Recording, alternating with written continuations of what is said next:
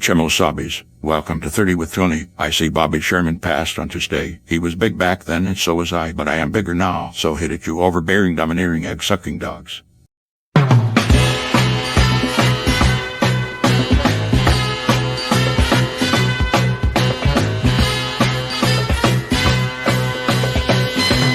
taking the shade out of the sun. Whatever made me think that I was number one? I ought to know. Easy come, easy go. I'm sitting it out. Now I'm spinning the dial, just thinking about the chump I've been. I have to smile, didn't I know? Easy come and easy go. She wasn't kind, I wasn't smart. I lost my mind and fell apart. I had to find myself in time. Now I can start all over again, just hanging around, taking it slow. So happy I found I still can smile and dig the show. Let me know, easy come, easy go.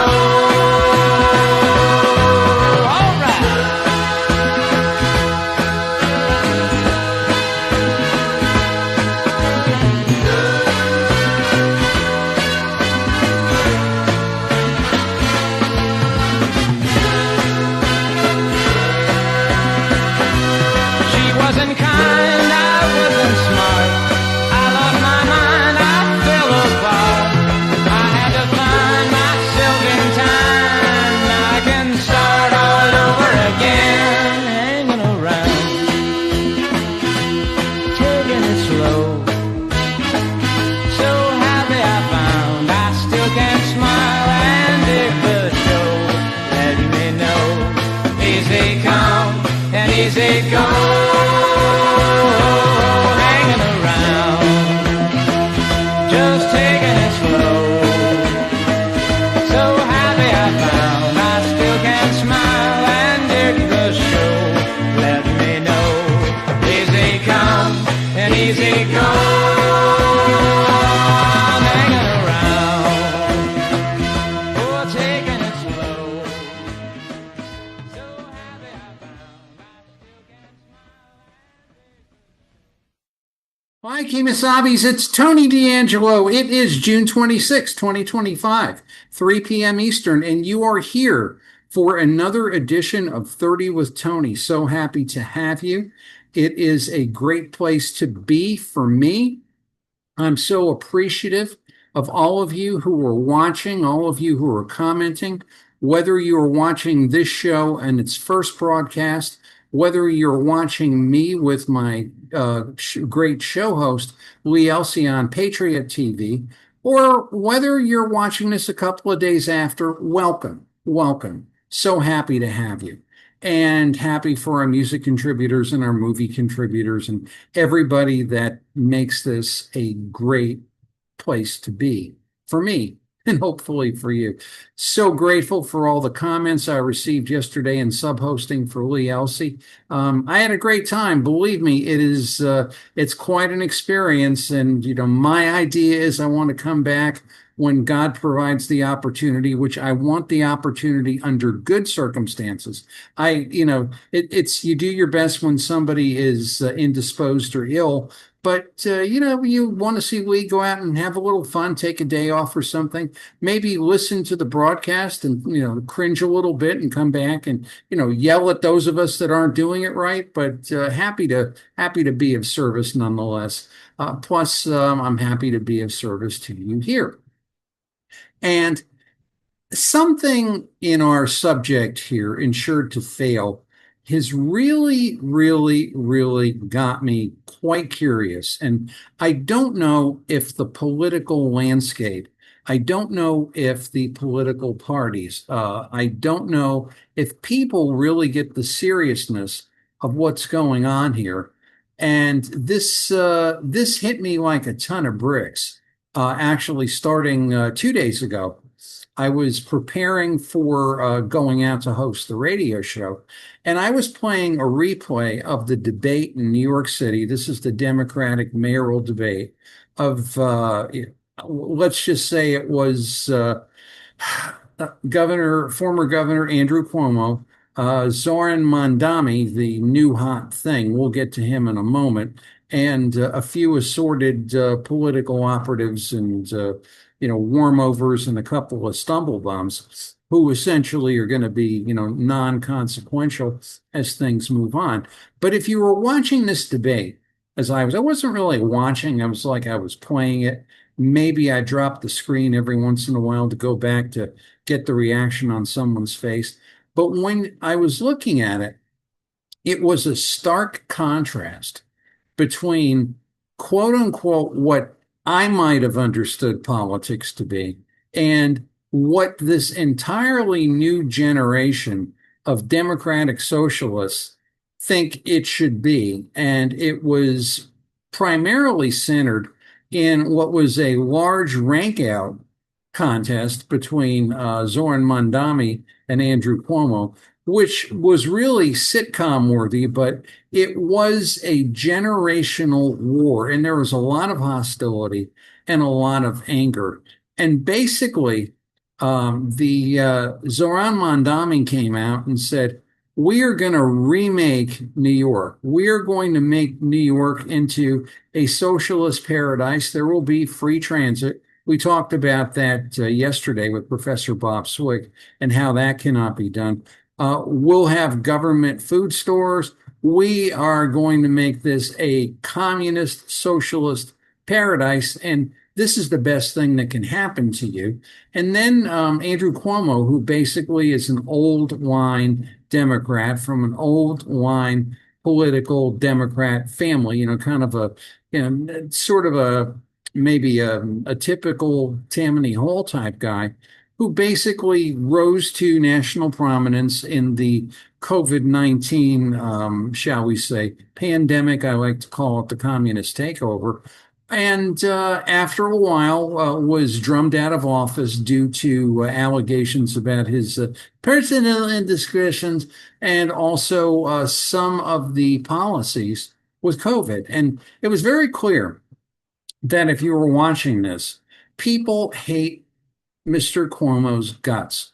And these are people in his own party. But what was more interesting to me was this generational shift, in that when one imagines that they can do politics and they can approach political business, if you will, as if 1995 was the last year that gave you any progress, we are going to see such impending disasters. Well, we'll see actual disasters, but there's a lot of people doing that. So let me just start on the share. Maybe that's will make it a whole lot more clear to you. It is to my understanding that the Connecticut Republican Party, the Connecticut GOP, had a convention on Tuesday night of this week. And basically, I'm not a Republican Party member, but this gentleman here, whom is familiar to most of you, the chair since about 2022, Ben Proto, was reinstalled in his seat along with all of the sitting officers, if you will. And when you read down the comments, if you will, and I want to do this report objectively.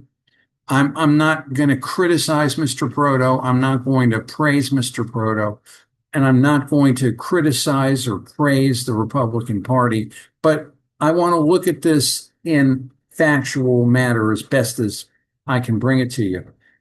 If you read down X and if you read down a lot of the posting, I've never seen such unhappy people and disconnected people from this process than since Tuesday night. And I don't think I read one happy post about Mr. Proto being reinstalled or whatever the word is, re-upped as chairman. And there's a number of younger people who have energy, have intelligence. They might need a little guidance now and then because it's not everything. Just because you came up with the idea doesn't mean that it didn't happen before. But it's but they have really good hearts and they're intelligent and they feel that they can't get into the mix and they're not allowed to participate and make this situation which for what they would deem the better. It is my understanding through one of the callers on the Lee Elsey show yesterday, my friend Dr. Jan from East Lyme, that the Republican Party in the state of Connecticut has something like 40, I'm going to say 44 uncontested races. So you take my town where I live, which is Pomfret, Connecticut. There is a Democrat senator, there is a Democrat representative, and no one runs as a Republican. Neither of these people, me being me, would give me the time of day. I approached them with a matter in January. I got an email from an aide from one saying, "Oh, that's a shame." I mean, my district rep, Pat Boyd, continually runs for me. But that being as it is, it's I'm not represented, and I'm sure Pat Boyd will hear that and say, "Oh, I've always been here from you." It's like, well, what about the 20 emails you never answer? But I'm not going to get, that's kind of neither here nor there. The fact of the matter is, there is no quote unquote representation for me, and I'm not the only one in Connecticut, for people who would like to be represented. My best weapon, if you will, is what I do here, what I do on the Lee Elsey show, what I do in Patriot TV, and what I do, helping others as best as I can. And we've done some incredibly great things together. I believe to myself that we've done more doing that, or I've done more doing that than I would have been as, say, a district representative where I live. And that's not to mean that the district representative where I live is not a valueless office. It's extremely valuable, but there ain't nobody there doing it. And when you look at what was said, it was sort of like, and several of the groups, confusion, resignation, discouragement, depression, and people were very angry. And I said, why are we continually cut out of the process? I understand. Now, let me just read down here because I want to give the man his right identification. Jason Douglas wanted to, a gentleman whom I don't know a lot about, wanted to challenge Mr. Proto as party chair, but apparently was shut out of the process entirely. And there were a number of people who wanted Mr. Douglas to have his candidacy, shall we say, operate for there to be a vote. And I read some information on Twitter about this was really a closed shop. Everybody else was more or less shut out. There were proxies used. I can't say if that's true or not, but one thing I think is pretty clear that Mr. Douglas, whom I know nothing about, showed up for this thing, and he really was sort of a palm tree in a blizzard. He received absolutely no recognition and no traction. Now, what we have here is the standing chairman, Mr. Proto. He is 66 years old. He is an attorney, and he has been in politics pretty much his whole working life. Now, that, shall we say, model is a model that we're used to for political figures, but is that where the train is headed? And, I speak too of being, one as a contemporary of Mr. Proto. On Tuesday night, however, something else was taking place that I will submit unto you that was much more serious not, no, I can't really say it was much more serious, but of equal weight, if you will, to what is taking place in the country, in the world in general. We were introduced largely to this man. His name is Zoran Mamdani, and he's very particular about the pronunciation. Mamdani. Younger fella, he's 33 years old. He was in the New York State Assembly. We all know about the New York State Assembly.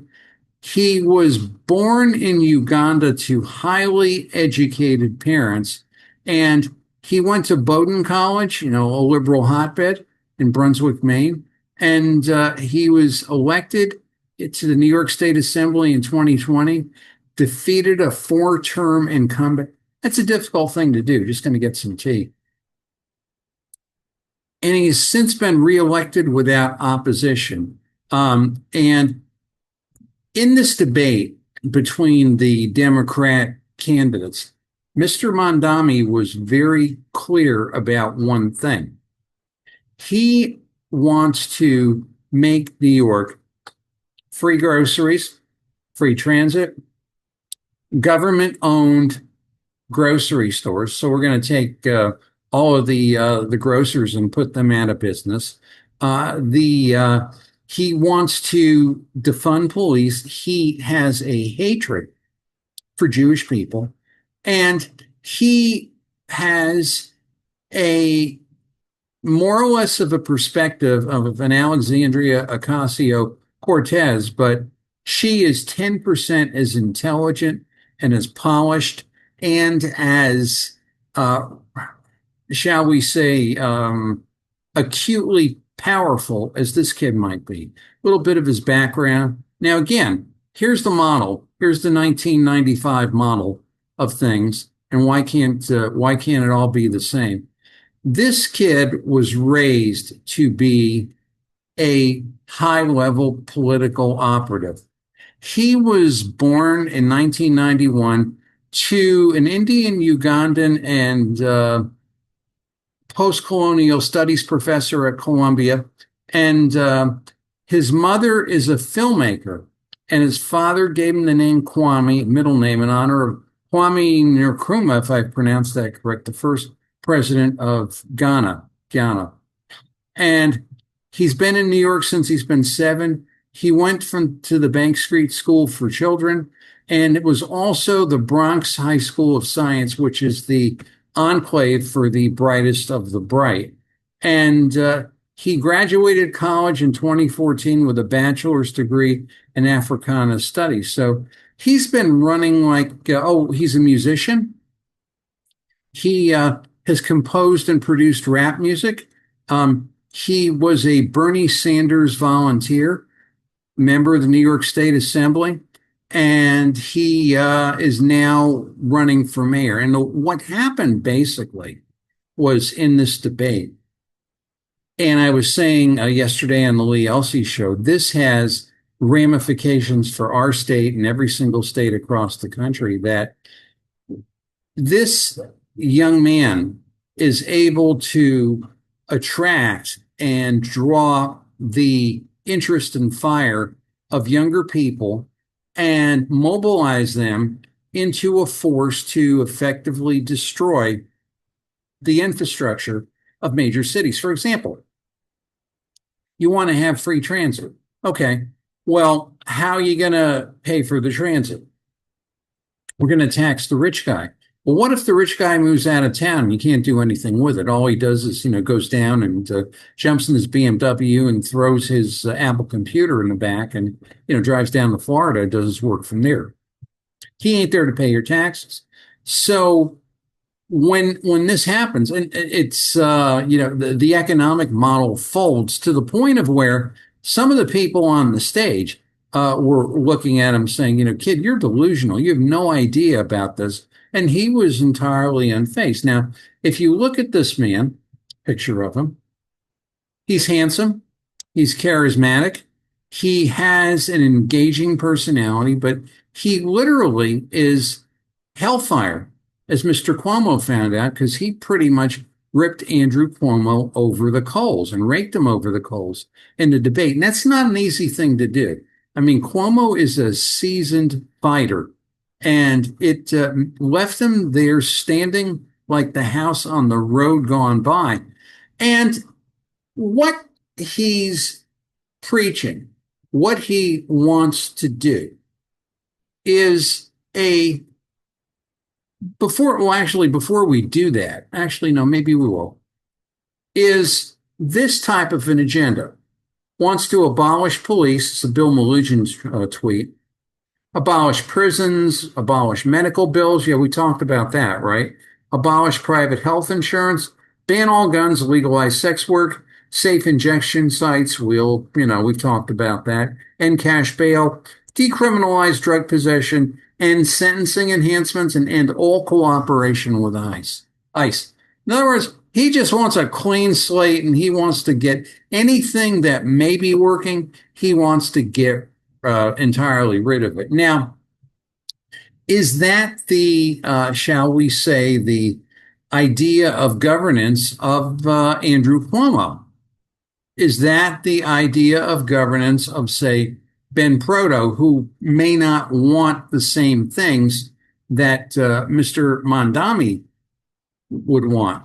But the hatred for Andrew Cuomo, who really was a beloved figure during COVID-19, farcical lie that everything that he was doing. And he raised a lot of money, and he did do some good work in New York. And he was more or less, he was a branded political name in New York, largely due to the work of his father, the governor Mario Cuomo, who actually was very conservative on many, many things. He and Donald Trump's father were incredibly good friends. They did a lot of work together.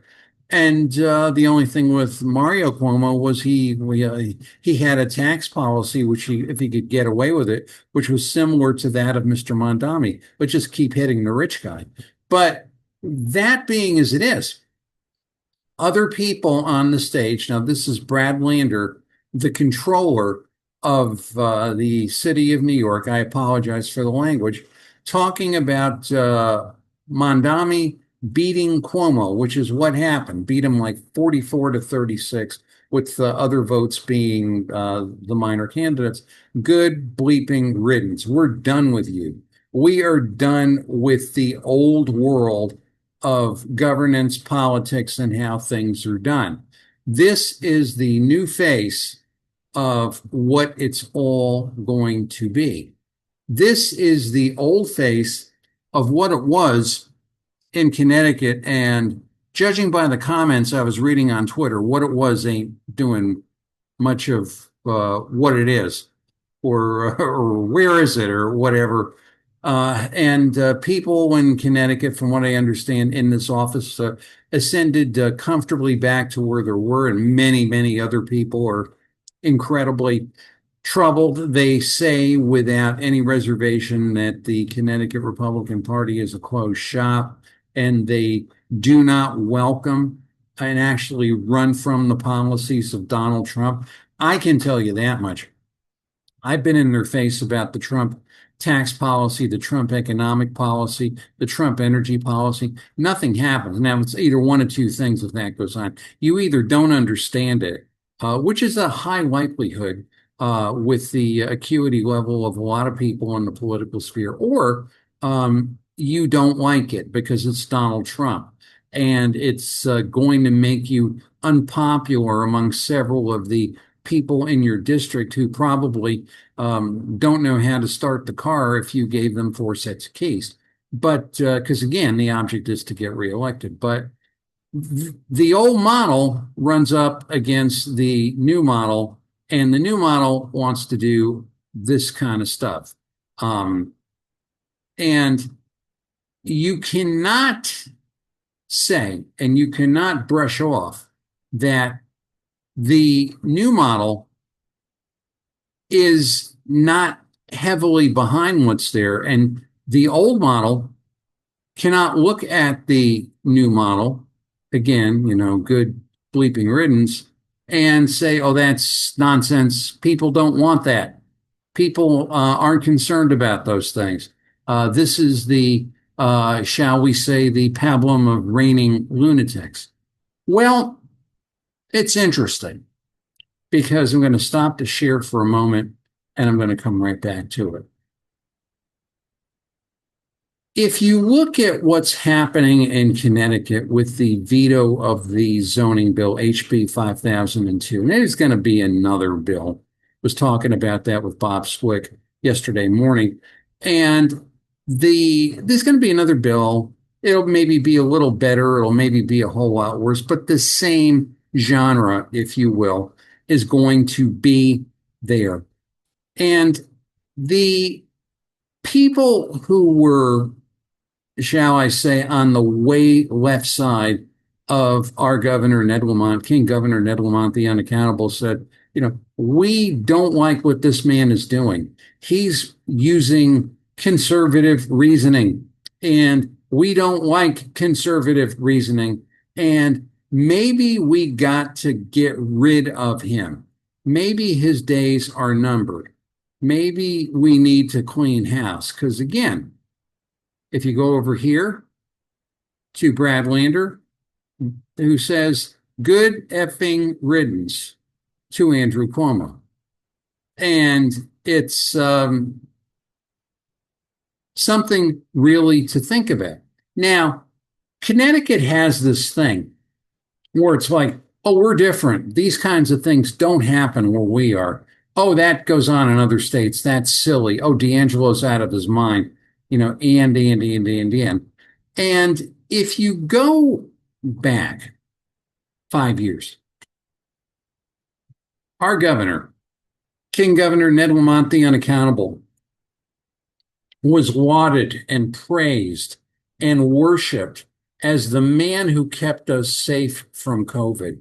Meanwhile, you had people like Cherry and Colley and D'Angelo and Swick that were telling you what was really happening.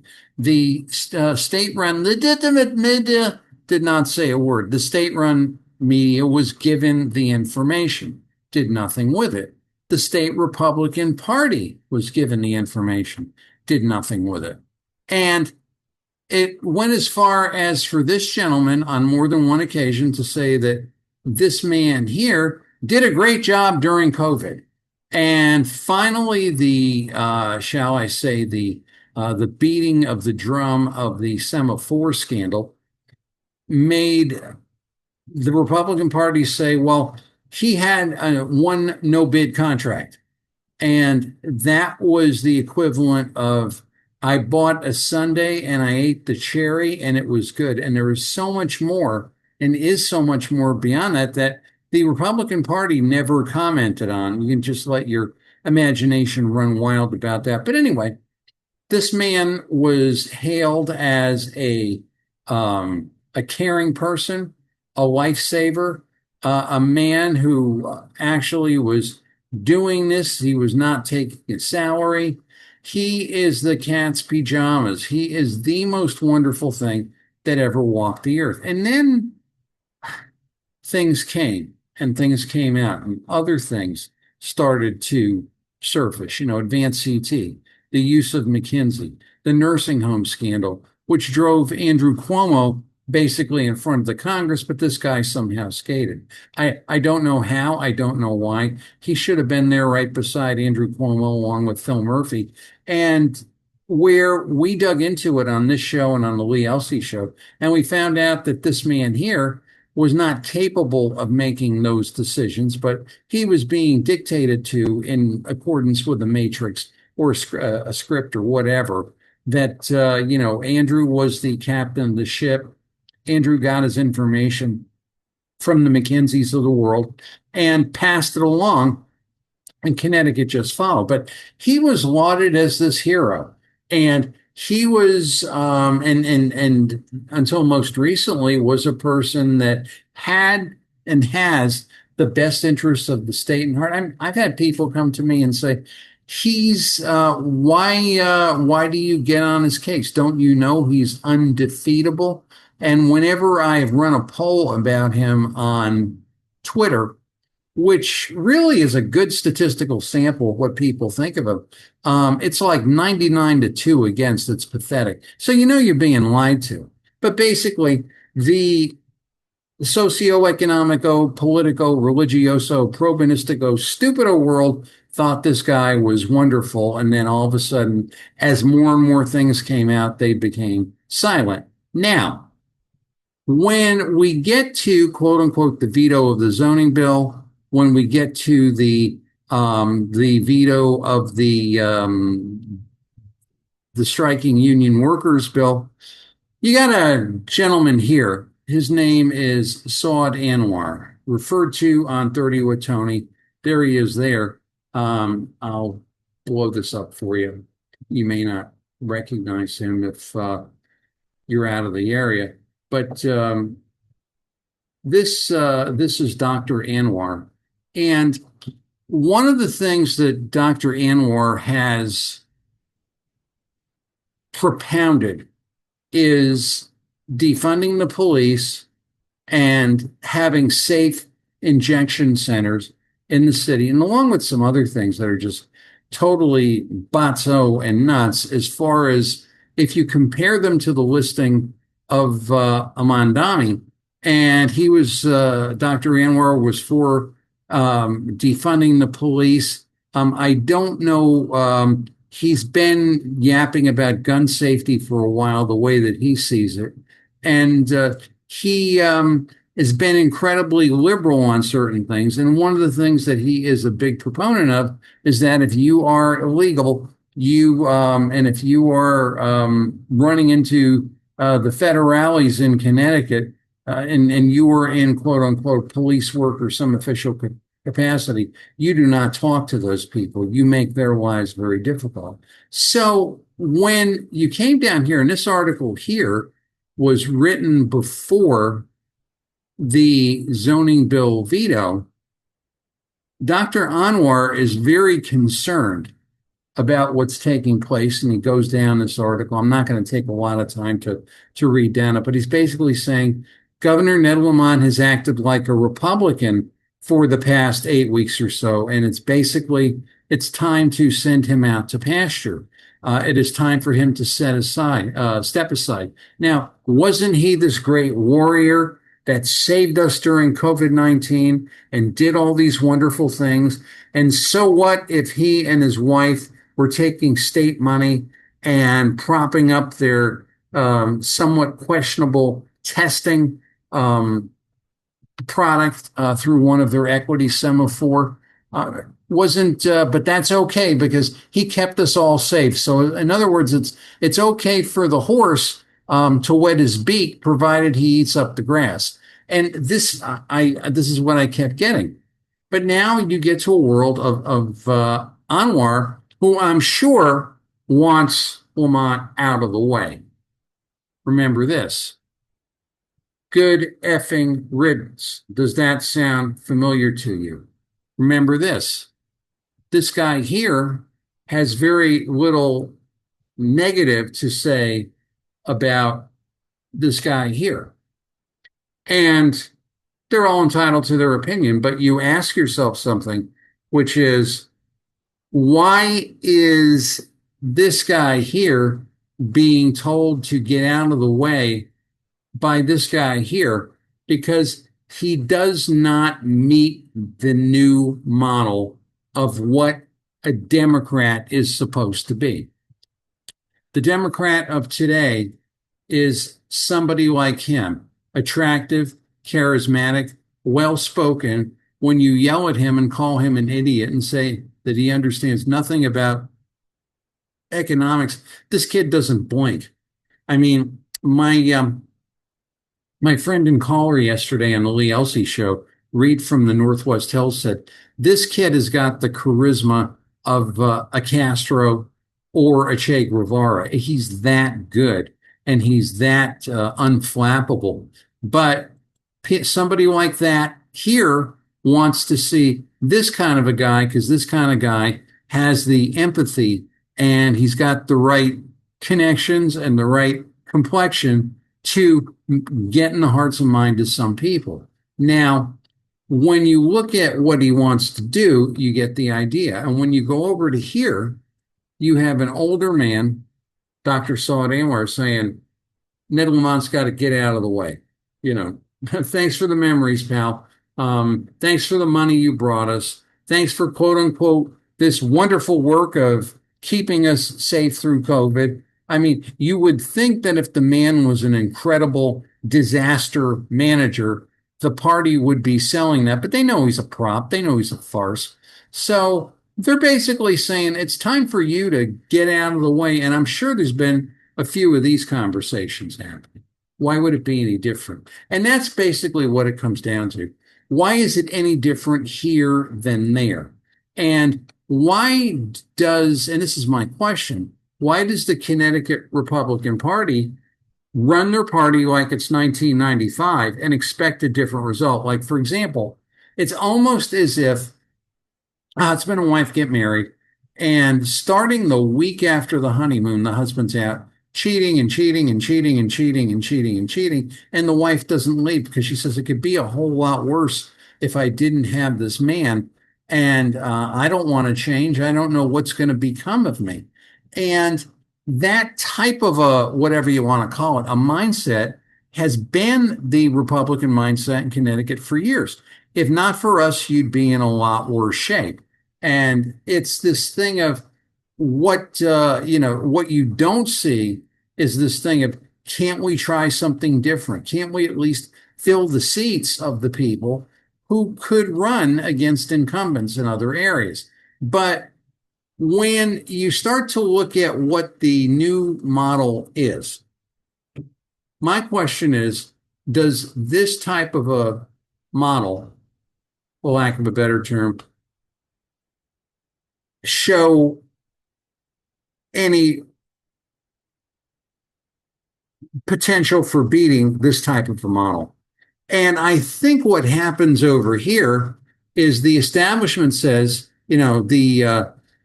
like the wife, watching her husband going out and womanizing all the time. Someday you'll come back to me. Someday you'll come back and you'll come to your senses. But that seems to be increasingly distant. And I submit unto you that a new type of Republican has to be able to defeat this new type of Democrat, because the old type of Democrat, being this guy here, they want him done. They look at him as if he is, respected in their world for what he did. But, if I were walking into a room with these people, I'd be very concerned about what dynamite was placed in the plaster blast to bus. I mean, to quote unquote, oh, gee, sorry, we didn't know it was there, like they did with Hitler. They are pushing this model out of the way. This is the world. This is the world. This is what you're going to see. And these are the policies so many of these Anwar and his ilk want to push on Connecticut. And unless we have somebody and people who are aggressively going out and saying, this is what's going to ruin you. I mean, socialism will kill the financial industry in New York. It's over. It's done. They're all leaving. And when you have a state like Connecticut, which is an economic zero, we never hear from this side of the aisle about how the economics in Connecticut have been ruined. It's probably because they all worship at the state altar and they're all catering state votes. But this is what you got to deal with, not that, but this. And this type of a guy. Consider the seriousness here. I think I'll stop to share. No need for me to review what I've shown you. But consider the seriousness here. If New York City goes on its ear, there will be open season and empowerment of all these people who wanted to see Donald Trump put behind bars. And they're very clear in this debate that the people running that this is a war against Donald Trump. That's really neat, huh? You're warring against your president. you don't care about America whatsoever, but you got to defeat and, war and kill your president. So when that happens, and assume arguendo that the midterms are seeing a House of Representatives come back to Democrat, we are talking some of the worst messes and nightmares and gridlock and horrors and impeachments and investigations. And all of that is designed to get into the hearts and minds of more mentally weak young people and make them susceptible to the fact of a guy like a Mondami will give you a dream world. And it's not enough to say that that type of a thing will not work in Connecticut, because it will. And that's where they're headed. And that's where they want to go. And my question is, to Republicans anywhere and Republicans in Connecticut, what do you do to combat this assault when it comes? Because these people coming, they want Lamont out. He's had his day. They think even less of you, and they're a lot more poised to quote unquote do serious damage than you would imagine. The model of 1995 is not going to work anymore. It hasn't really worked since 2000. It hasn't worked since the days of Bill Clinton.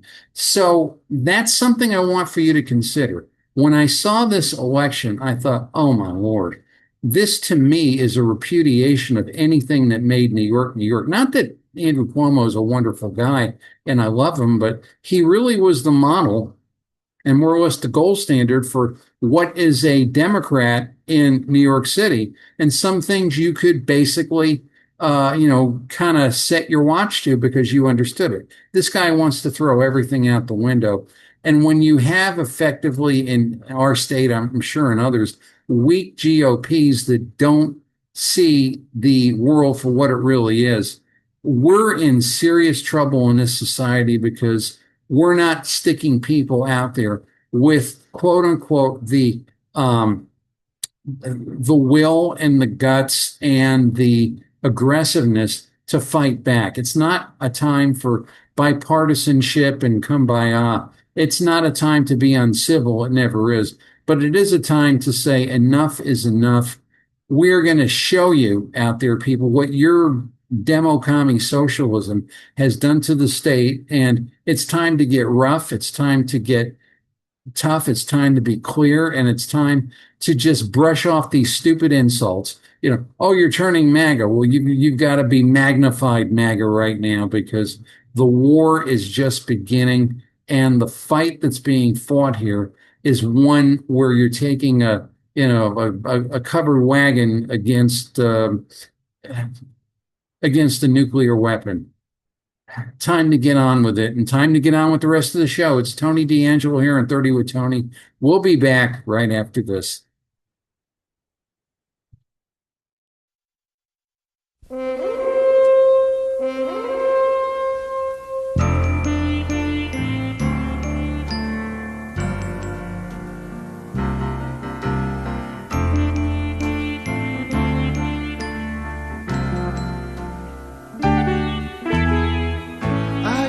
My heart and soul to you, girl.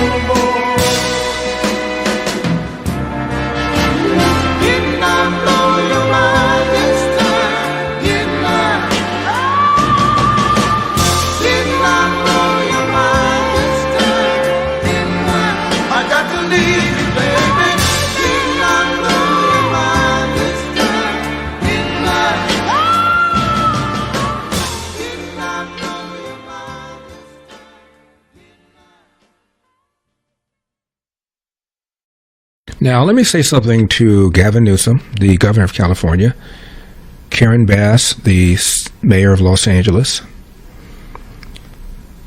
the police chief, O'Donnell, LAPD, the LA new DA, Nathan Hochman, all of whom seem to be perfectly okay with California being a sanctuary city and not cooperating with ICE as ICE conducts these workplace sweeps, which they probably would not have to do if the authorities were cooperating with ICE when illegal alien bad guys are behind bars so they could be deported after they've served their sentences. There are a lot of insurers that have left the state of California, or the ones who've remained have substantially jacked up their premiums, making it much more expensive to operate a business in California, to insure your home in California. And because of this insane anti-cop systemic racism rhetoric,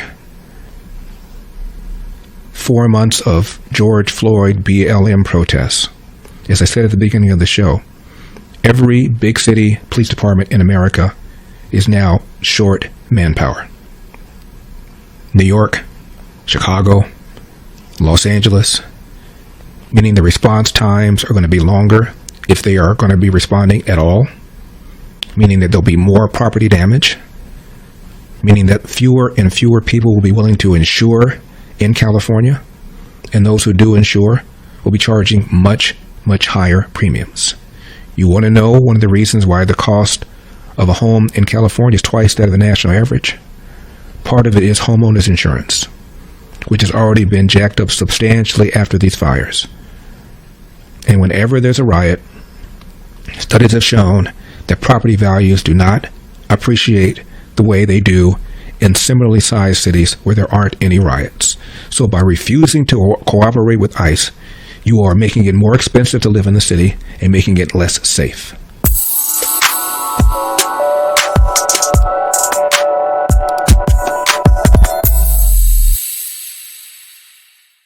Well, thanks, Kemosabe's. Thanks for staying with us. I have played for you a video. The video is done by Larry Elder. Most of you know who Larry is. He is a very popular commentator on the Salem News Network. He is a native Californian. He ran for governor against Gavin Newsom and lost in a recall election. And he is a conservative Christian man. And what Larry did was explain to you, regardless of where this housing thing ends up, let me just give you a little background. Regardless of where it ends up, two things are certain. Number one, they're not stopping where they are right now. They will continue to do as they are doing. They will continue to put up multi-unit housing, even though there is no one to fill the housing.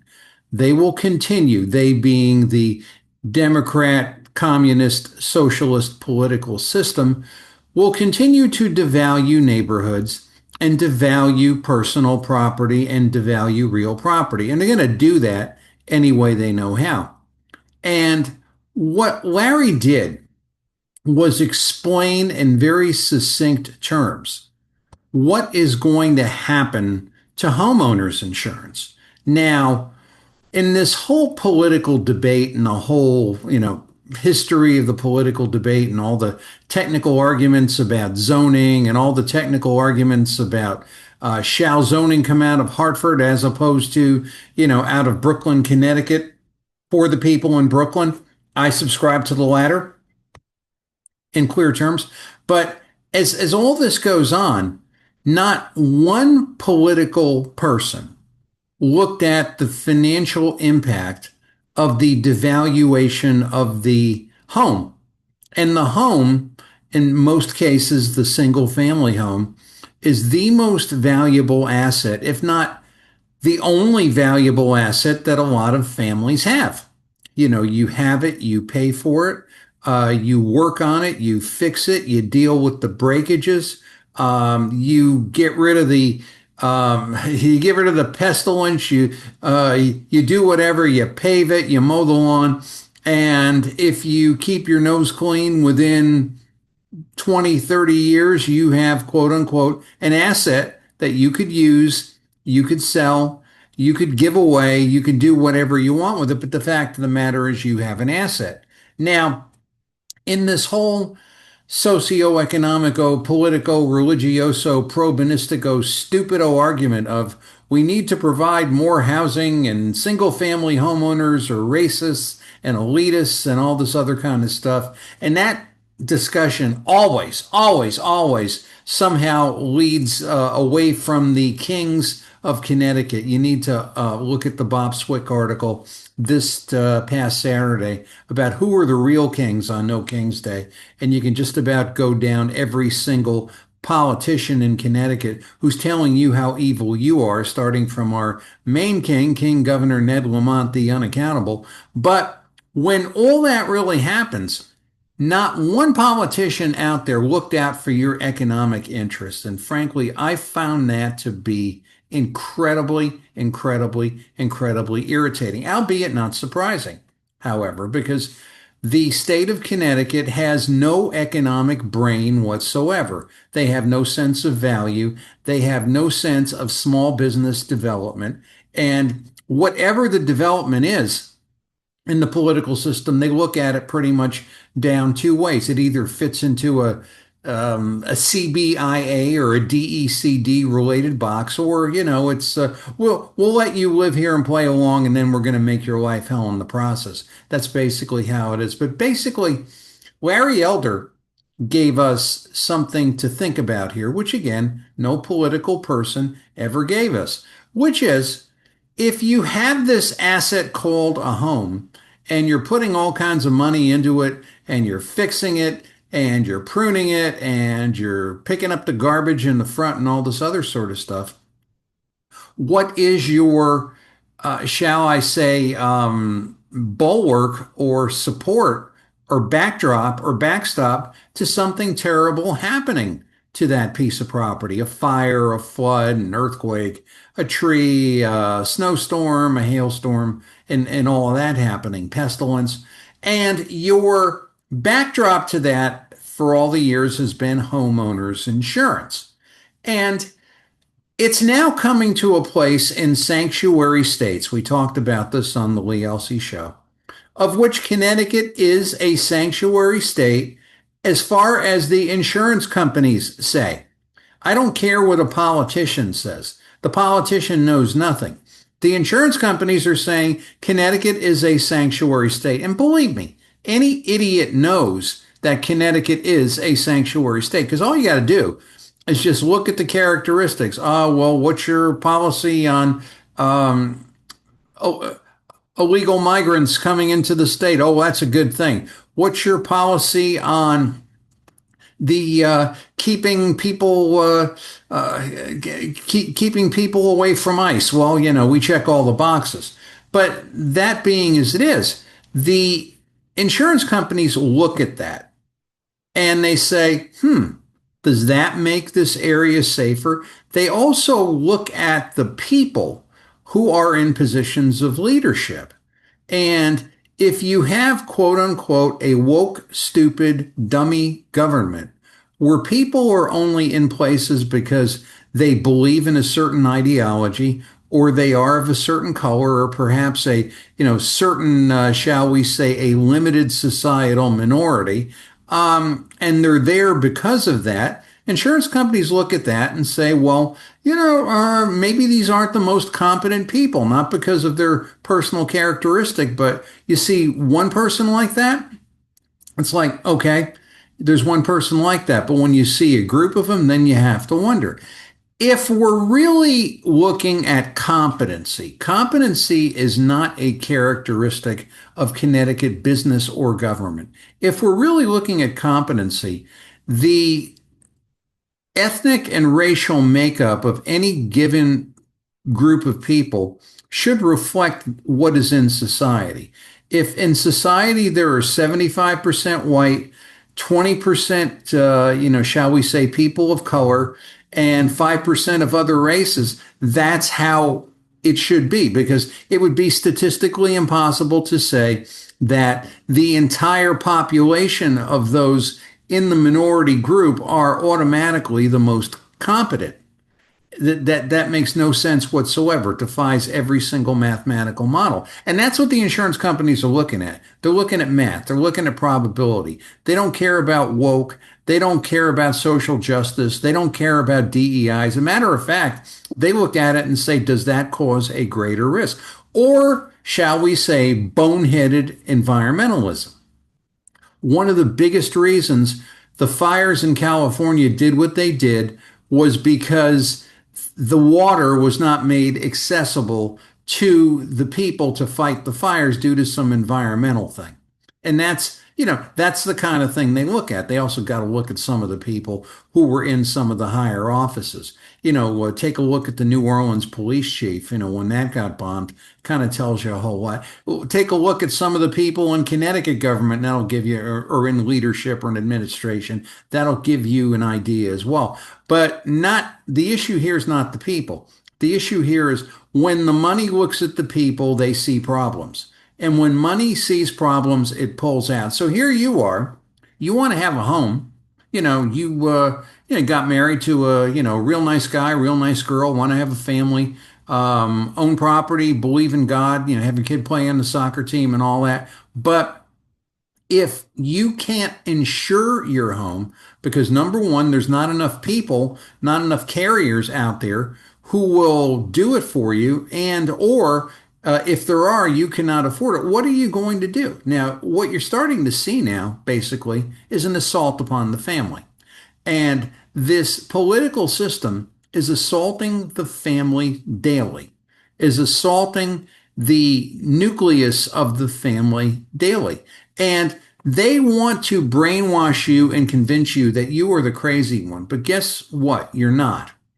Because what you want to do is a desire that God put in you to do. You wanted to have something of your own. Now, the political system wants to keep that away from you, because if you have something of your own, you're harder to control. You're a lot more aware of what's happening. You're a lot more of a threat to them. I was having a discussion over the weekend with a dear friend about the political state of Connecticut, and we agreed on one thing. Politicians of whatever party hate people who challenge them and make their lives difficult, and whom search for quote unquote the policy in something and don't contribute to them. That is their worst nightmare. AI is a politician's worst nightmare. The internet is a politician's worst nightmare. Which is why you have all this stupefying proposed AI legislation. And the idiocy gets to incredibly inane and paralyzing effects. So, with that being as it is, I want to take a look at something here. And I want to look at what money is saying about where we are. I don't care about I don't care about twisted policy. I do care because it affects us all. But what are the facts here? And basically, the facts is that insurance companies and people with money to invest are running away from sanctuary states due to the danger that sanctuary state policies place upon their citizens. For example, defund the police.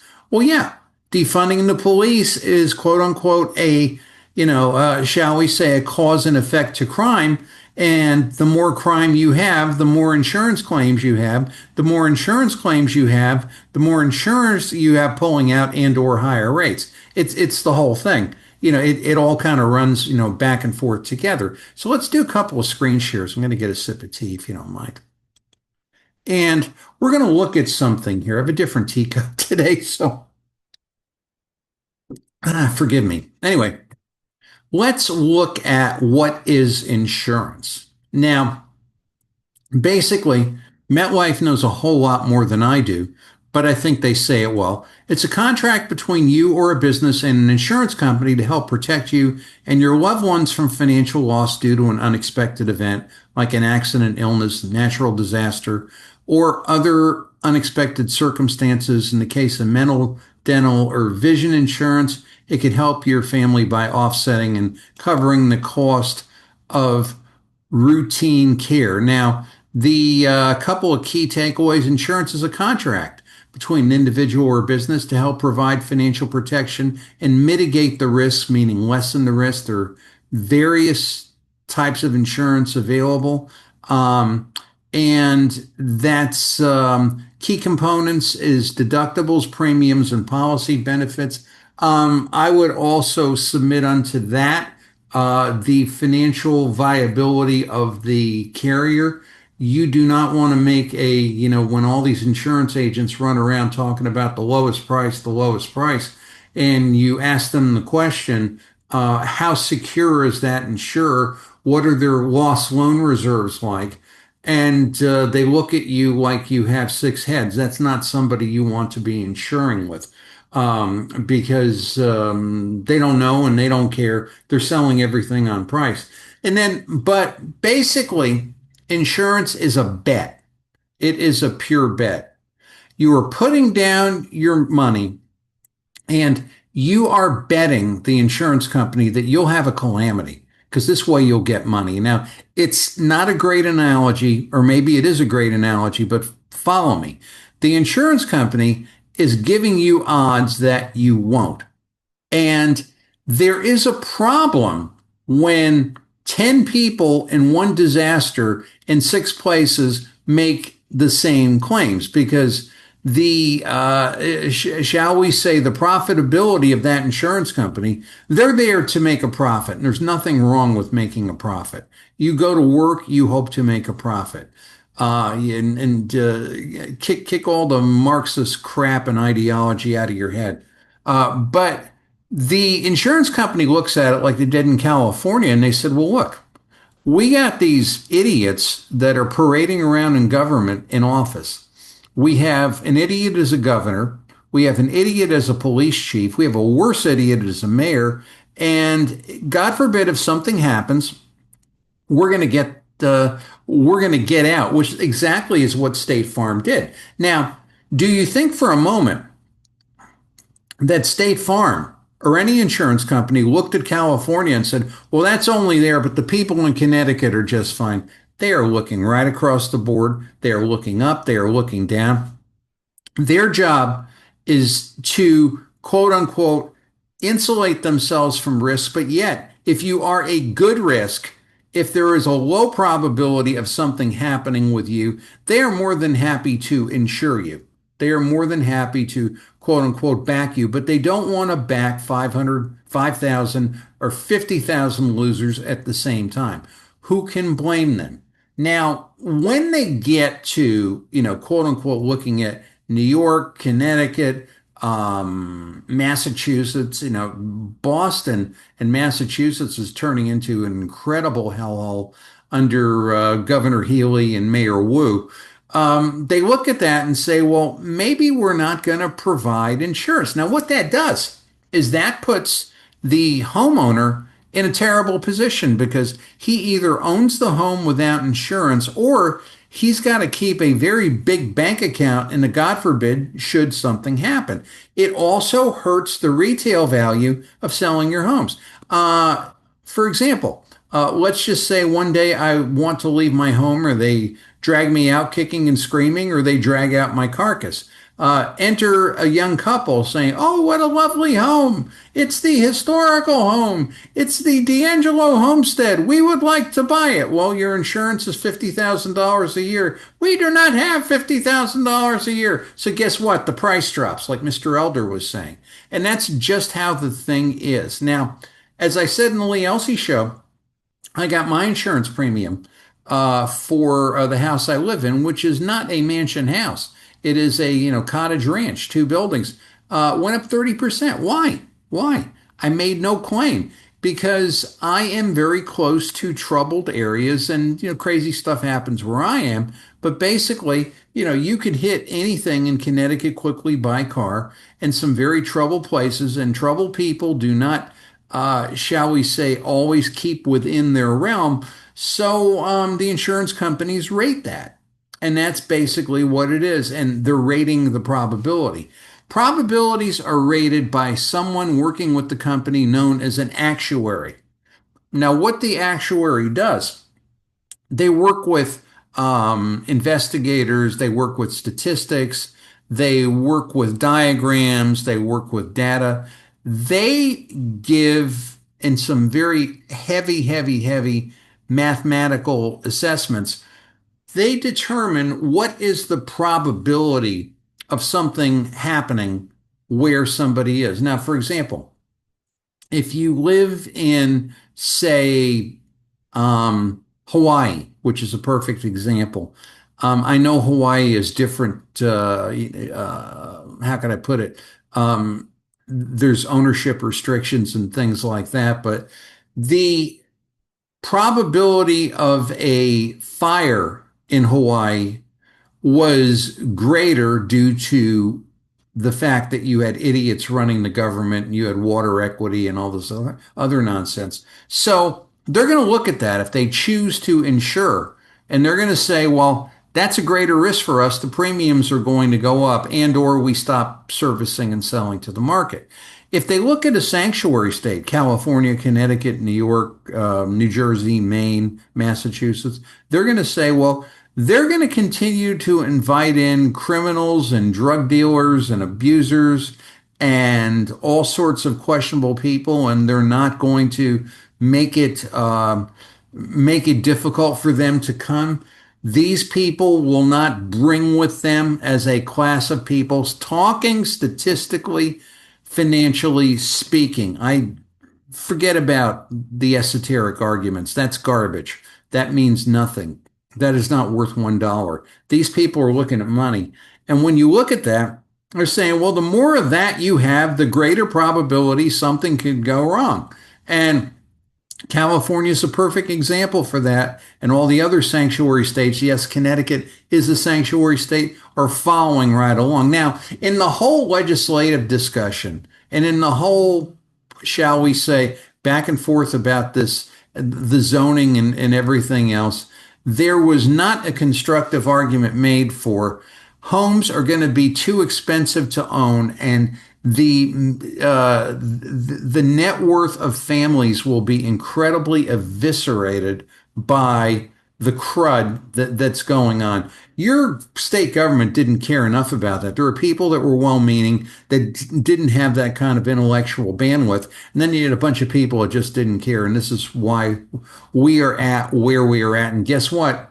It's going to get worse unless big changes are made, because there's a lot of money behind this multi-unit housing crap. And the thing is, I love the way that people say, "Oh, this is not public housing. Oh no, this is not this is not low income. Oh, this is not a slum." If people cannot find the money to pay for the thing and upkeep it, now they're not owning these dwellings; they are renting them.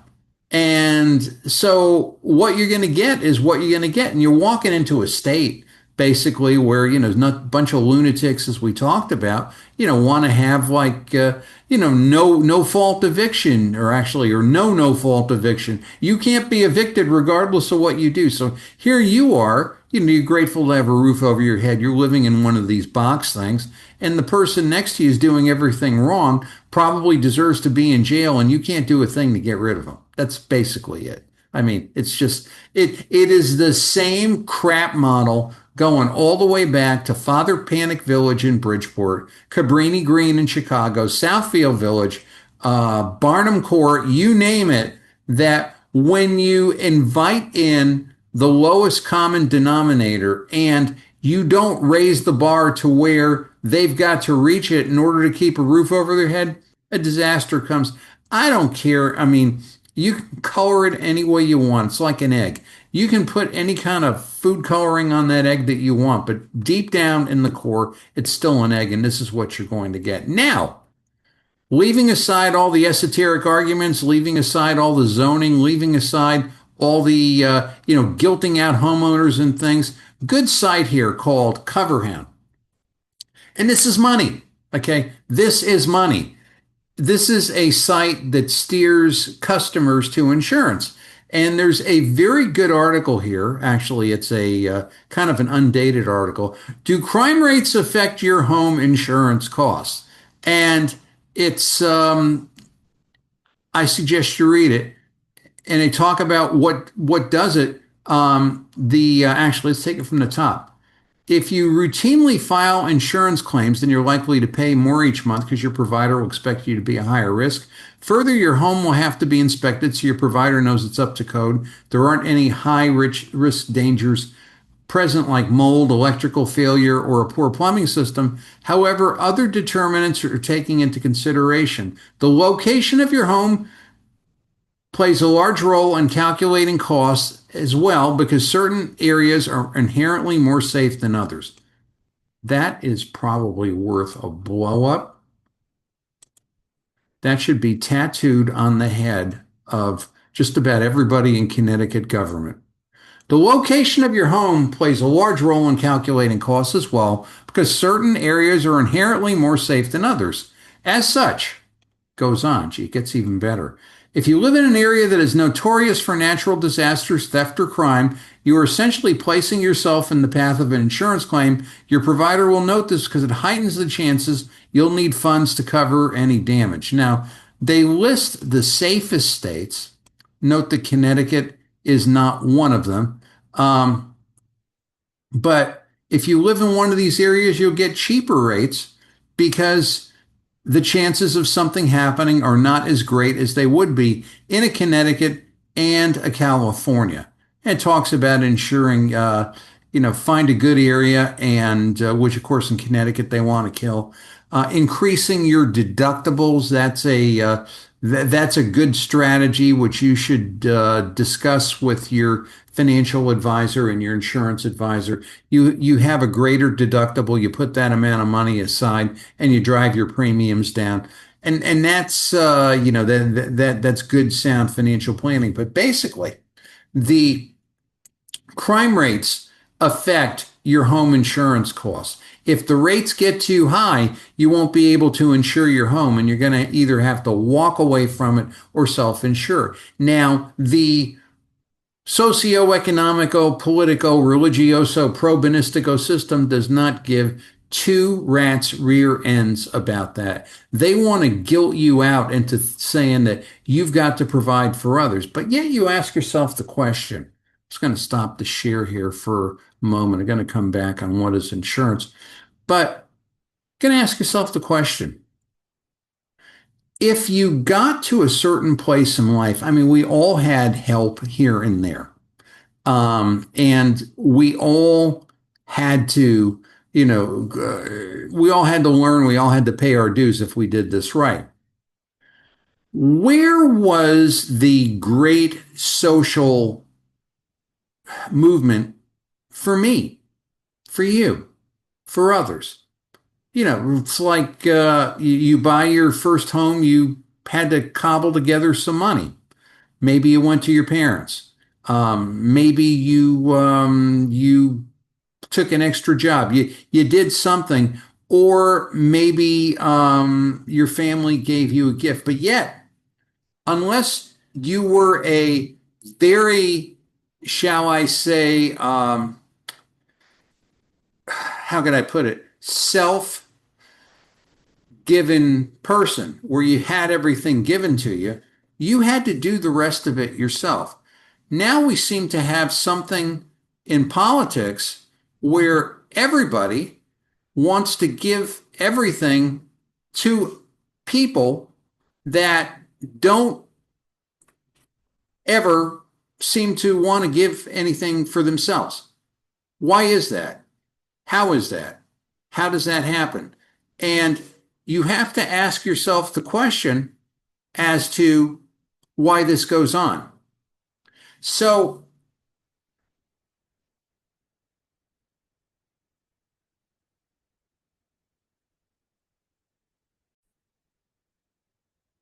Sorry, we just had I don't know what happened, but something happened here. Anyway, you got to ask yourself, why does this go on? And the answer to that is maybe there's an agenda involved. Maybe there is uh, maybe there's a movement happening and you ain't in it.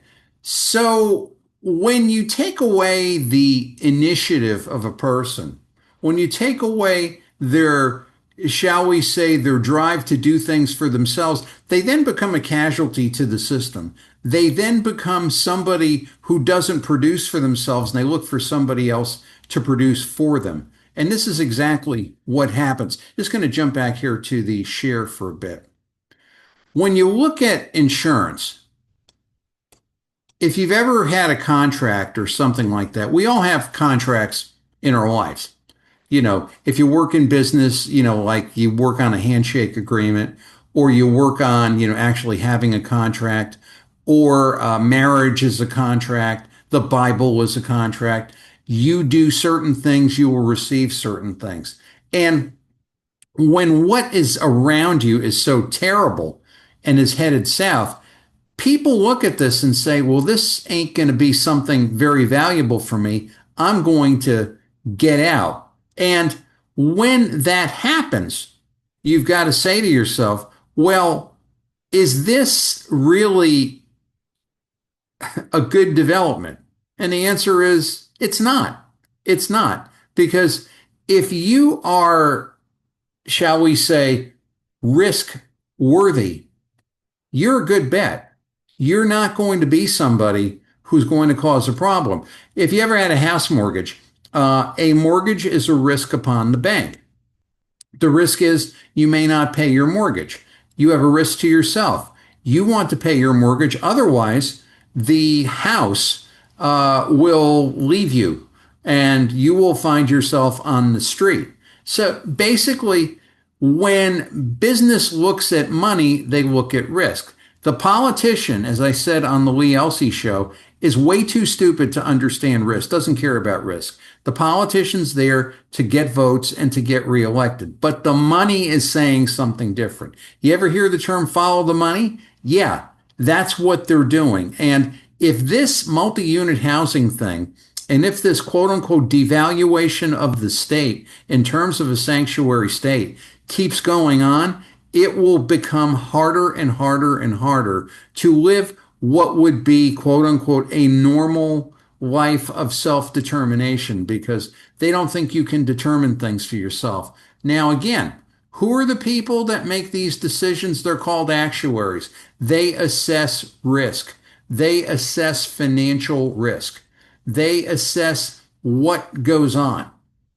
And they're looking at things in terms of fact and not in terms of politics and opinion. And they see a problem, which is why they're leaving California. And they're going to start leaving New York and they're going to start leaving Massachusetts and they're going to start leaving Connecticut because of the idiots who are in the political system making these things unbearable. And again, I will recommend to you Coverhound and look at the fact that, yes, we are in a sanctuary state and crime and crud and overbuilding and nonsense and defund the police and equity and DEI and all of that will affect your insurance coverage. There is really nothing else to say about that. I'm going to leave you with this. There are skin colors. I have one. You may have another. You may have one like mine. The guy down the street may have a different one. None of that matters. None of that matters. It's a life from the pit of hell. There should be only one skin color, competency. Competency and with a big dash of integrity. If we lose competency and if we lose integrity, which we have lost to a large extent, we're going to watch the society just crumble. And I don't want to be around for a society that crumbles. I really don't. But this is what's going to happen. And this is really, it's, we may laugh and we may think it's funny sometimes, but it's absolutely insane when it goes on. And then It's the type of thing where here you are, you know the right way to do things and you do them and you're the bad guy. So, if you are in Connecticut, to conclude, you are in a sanctuary state. You are in a high risk area. I can gauge that by my insurance coverage. You are in a place where they do not like insuring you because of the risks that are increasing around you. The risks that are increasing around you are due to illegal immigration and what's going on in the schools and DEI and incompetent government. And that all ends up in your wallet. And they don't seem to care, but I want you to care and I want you to take an active part because you are the only people who can shame them for what they really are. And everybody working in that vein, or many, many people working in that vein, can turn this south arrow north. It's Tony D'Angelo on 30 with Tony. We're back with the rest of the show. The fun part right after this.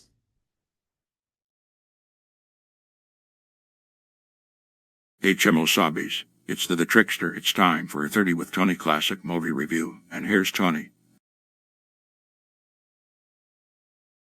Well, thanks, Kimasavis. Thanks for staying with us. I came to a conclusion a while back that the subject of fidelity and trust and loyalty, particularly in a marital situation, number one, should not be violated. And number two, once you do, there is hell to pay regardless. Now, I've never committed adultery. I do not intend to commit adultery. But just in terms of, shall we say, the temptations of life, people do get tempted by different things. And I mean, how can I put it? We like things. Chances are, if you like men and you are a woman, you find a number of men attractive and vice versa. And that's kind of how the whole thing works. And that's normal if you like automobiles or boats or whatever your, shall we say, the objects that are interesting to you. That's kind of how it goes. The problem that happens, and we're going to see that in today's classic clip, is when that temptation starts to get to such a point where you have caused yourself such incredible horror and pain that you're never coming back from it. And that's something you need to avoid. I need to avoid at every single cost.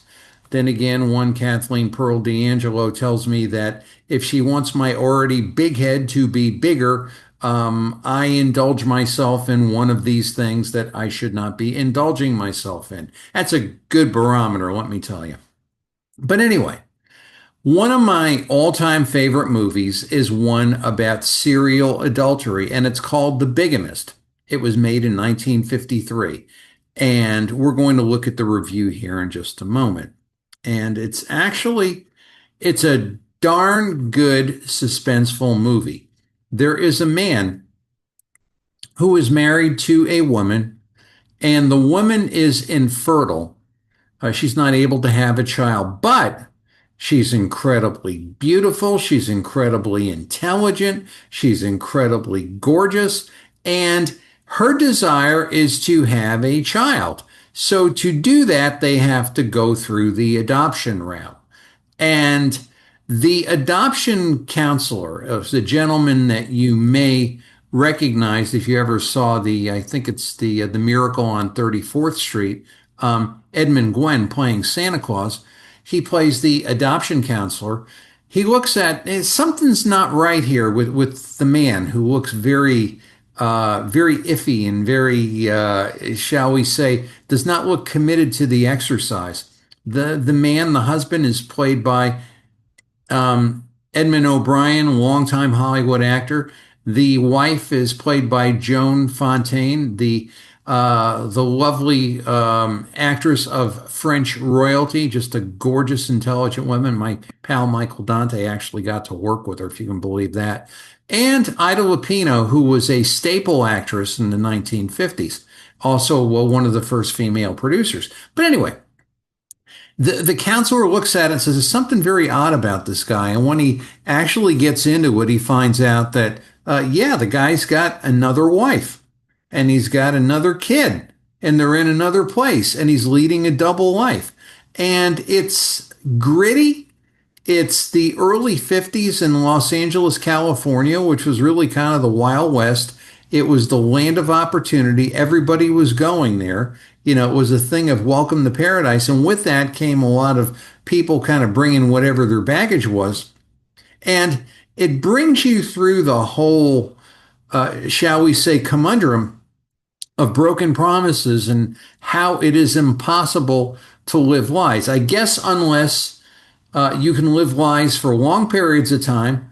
If you are a politician and you are quote unquote in a, you know, shall we say a blue state like Connecticut or California, and you pay the media with tax dollars to say good things about you, and then when all of that is exposed to the nth degree, you just keep on lying anyway. But that's the only place I know where you can get away with that kind of high-handed holy horror, but not in real life. And this particular movie really is the, shall I say, it is a good indicator of if you don't occupy your mind and if you don't find other places for your, shall we say, your imaginations and your abilities, you could get yourself into some serious trouble. Now, it's a very easy movie to watch. Joan Fontaine was absolutely gorgeous. So was Ida Lupino. And you kind of look at the guy there and, you know, I yell and I scream and I call him a bigamist, but he's got a tough chore in his hands. And it's not...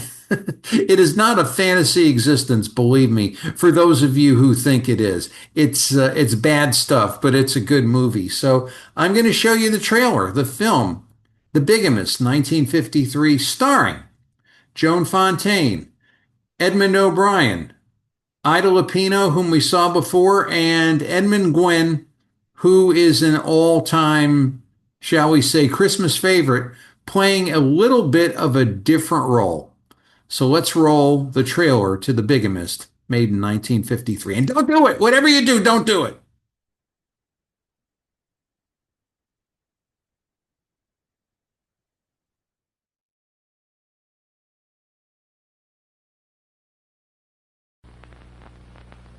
What price should a woman pay for one night of indiscretion? Are you sure you want me? I'm sure. That love on hurt. The Bigamist. One careless moment, one false step, and 3 people were trapped. How long has this double life of yours been going on? Filmmakers, producers of Hollywood's most daring motion pictures, proudly presents Joan Fontaine, Ida Lupino, Edmund O'Brien, and Edmund Gwenn in the shocking story of 2 women who gave all their love to one man. See The Bigamist.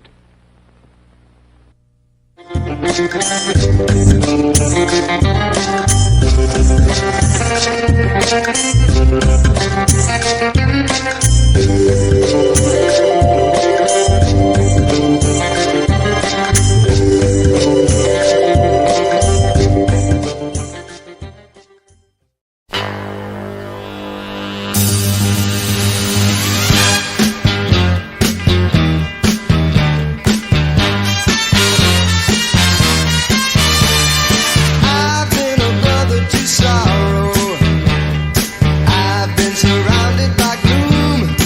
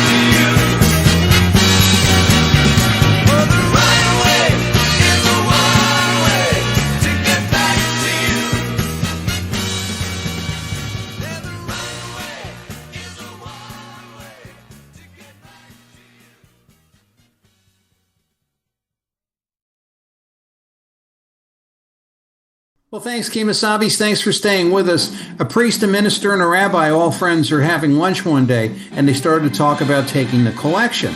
The priest said, well, what I do is when I determine the collection is I draw a circle on the floor. I throw the entire offering up in the air. What ends up in the circle is for the operating expenses of the church, and what falls outside is for the missions.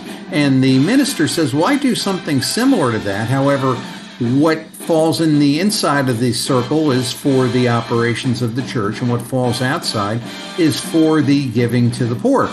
And the rabbi says, well, I have a little bit of a different thing that I do. I take the entire offering, I throw it up in the air, and as I throw it up, I say, for the office of the ministry! It's Tony D'Angelo here at 30 with Tony. Thanks, Kemasabis. Thanks for staying with us. See you here next week for an even greater show. Also see you on the Lee Elsey Show every Tuesday, 7 a.m., 94.9 News and Stimulating Talk. Bye now.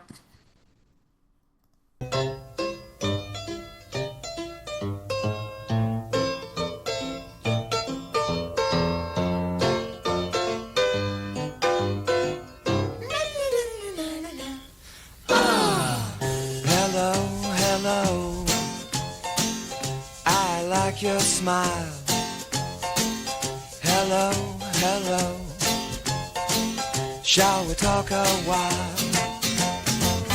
Would you like some of my tangerine?